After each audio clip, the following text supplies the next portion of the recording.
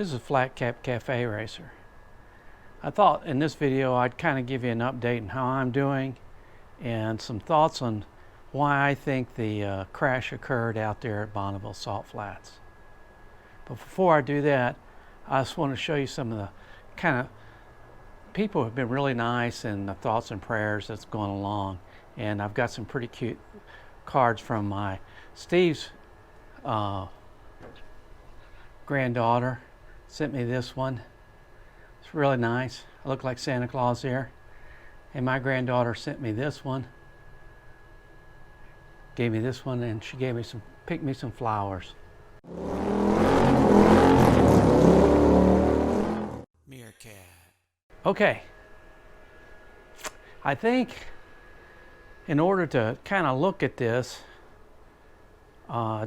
to see kind of what happened and my thoughts on what happened out there, I think we need to kind of look at the video, and maybe I'll play the video and comment as we're kind of going along on what I think happened.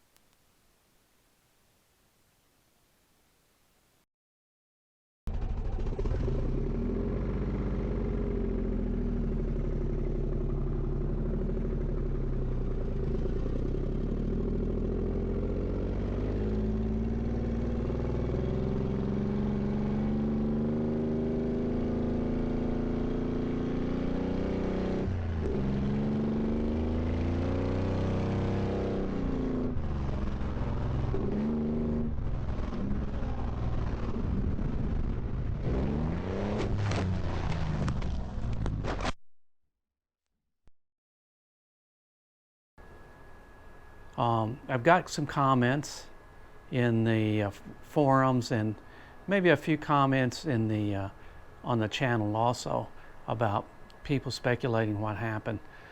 Was it the bike? Was it the course? And not too many people pointing the finger at me, but I think we need to take a long, hard look at that one. But I don't think you're going to be able to see a whole lot there that will give you any definitive what happened or why it happened. If you watch the first two runs I made, you can see that I had some wobbles during those runs. Even though they were successful runs, it was kind of tough. Normally I keep a heart rate monitor on when I make these runs over the years. And over the years, what I've found that I've run, I usually run about 145 beats per minute during a run. And out there in the runs 1 and 2, I was running about 156. So I was a little bit more keyed up there, because we had more happening. Naturally the expectation would be on a higher horsepower, heavier bike.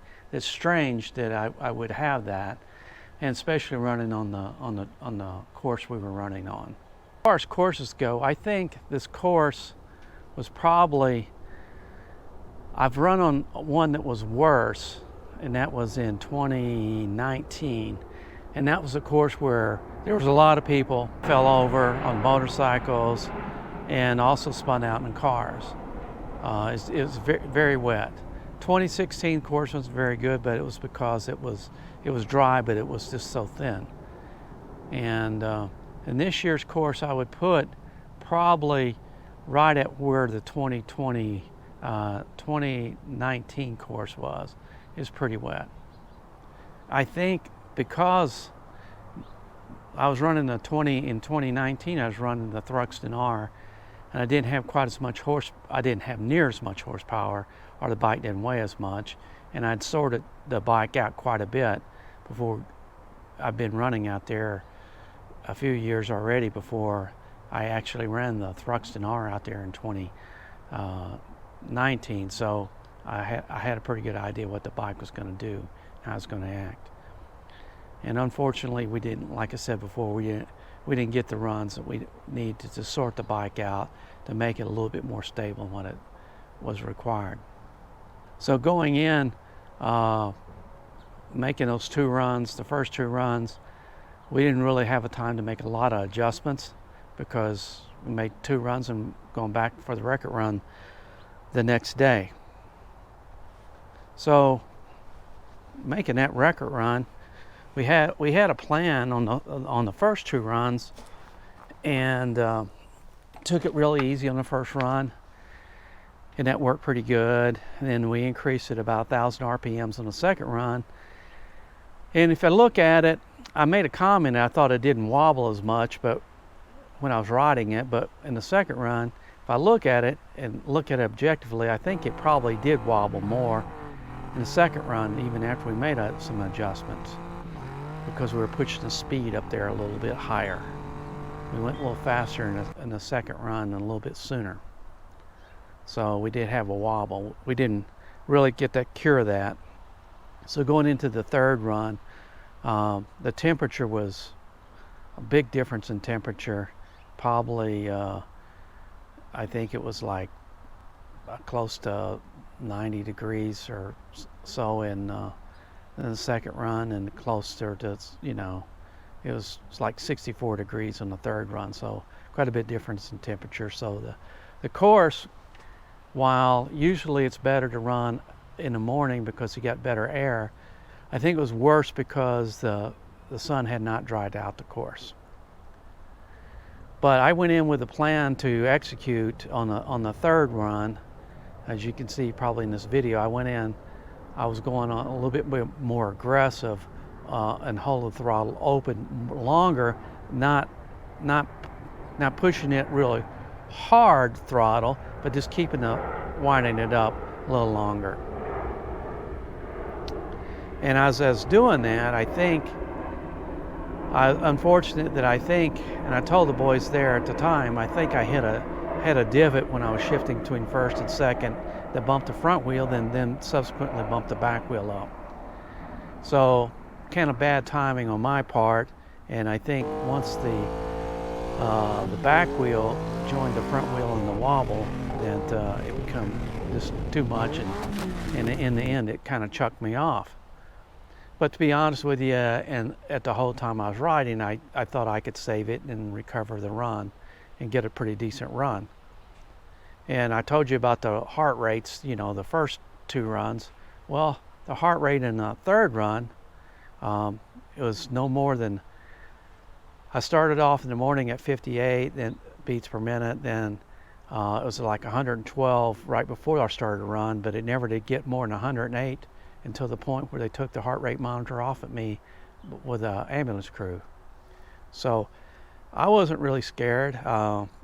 When it was doing the wobble, I thought we could recover it. It wasn't something that scared me a lot. I mean, it concerned me, but it didn't scare me.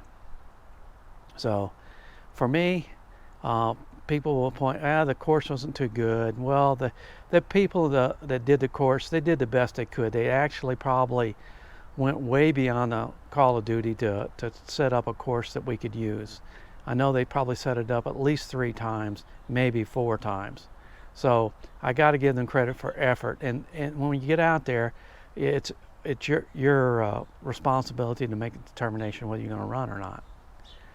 Unfortunately, we probably about 50% of the people that had entries to be out there to run either didn't show up or decided once they got there that they weren't going to make a run on that course.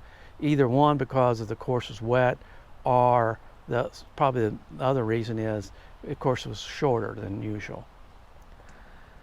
So we knew that the course being shorter than usual was going to keep us from doing 200 miles an hour at the very least. But we had hopes that we would get into the 180s anyway. And that's what we were shooting for on that third run. And in order to do that, the plan was to run the RPMs up around 7,000 something before I made the gear changes. And it's what I did. But unfortunately, that didn't work out too well. So yes, the bike did not handle really well out there in assault, and I don't think anybody's bike really handled that well out there in assault. So we didn't have time to dial it in, so it's not a indictment on the bike. I don't think the bike was the cause. I think it contributed a portion to it. I think the course being wet and cold that morning contributed a part of it. But I think to be honest, you have to look at it honestly if you're going to be accountable to do these things. I think for the most part, most of the issue of reason for the crash was my lack of understanding of what I thought the course was going to be to what it actually was in that first eighth of a mile. Now, an eighth of a mile is not a long ways to make that determination, and especially when you're speeding up the RPMs, and that may have camouflaged the slickness of the course to me. But I think I should have done a better job of recognizing the course, and if I hadn't hit the doggone divot, I might have been all right anyway. But anyway, I think from my thing, there was two contributing causes of that. The bike doing a little weaving was a little contributing cause to it. The course being slick and wet was another one, but I think the biggest part of it was you're looking at him. That was me, and I made a mistake. I pushed it a little bit too hard, too fast, and it just didn't work out for me. So that's racing. That's my thoughts on it, and I don't have any regrets. I think I executed the plan. I just didn't recognize that the plan would not work in that first eighth of a mile. Should have recalibrated there. Well, this is a Flat Cap Cafe Racer. I want to thank you, and also let you know that I've got a couple videos I'm going to release that I did before the accident, and I'll release those to just riding videos. And I plan on continuing to make videos. There's a few of you convinced me that I should continue to make videos. So once I get recovered, I'll be making some more videos, and maybe some before that. But I think I'm going to make them at a pace that's more relaxed. Instead of doing 10 per month, I'm going to do maybe 3 or 4. And I'm hoping I can keep the subscribers I've got, and you stay with me on this, and we pick up a few more subscribers. But thank you very much for all your good wishes and good thoughts and good comments. I appreciate that. It's Flat Cap Cafe Racer out for today. Bye.